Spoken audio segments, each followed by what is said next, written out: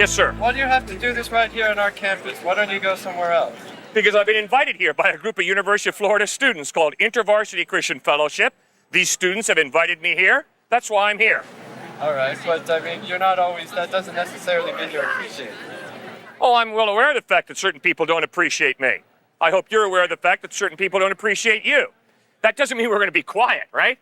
We still believe, at least in the liberal arts context, we still believe in a free exchange of ideas. If we stop exchanging ideas, then we're really not getting much of a liberal arts education, are we?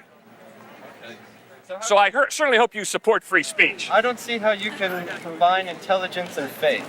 You bet. Prove to me that the University of Florida is going to give you a diploma on your day of graduation. Prove to me that on your day of graduation, the University of Florida is not going to say, no diplomas this year. Can you prove that to me? No. Then you have faith that the University of Florida is going to give you a diploma on your day of graduation. I don't know. You Prove can't to say me- I have faith. Prove to me that there's not poison in the food in your cafeteria. Do you bring a chemistry kit to lunch every time you go to eat lunch?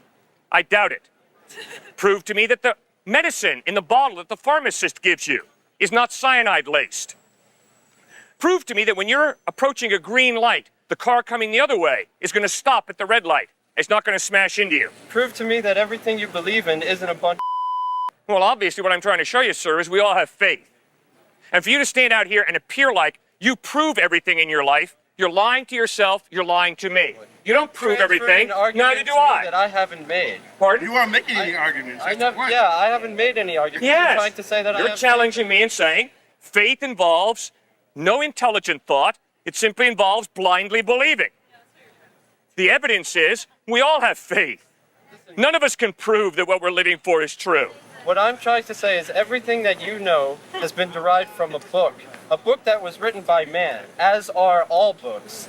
Very but good. You seem to think that it has something to do with a God. Oh, how do you know that? You didn't ask me that question.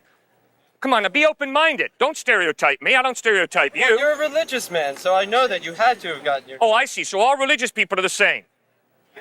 That's absurd. That's narrow-minded bigotry. Come on, certainly your professors here teach you to be a little more open-minded than that. So You don't stereotype people. That's not... That has no intellectual Or integrity. don't you believe in the books? You can't No. have it both ways. I am not standing out here saying the Bible's the Word of God. I never said that once. So is it not the Word of God then? I am asking you to accept the Gospels of Matthew, Mark, Luke, and John simply as history.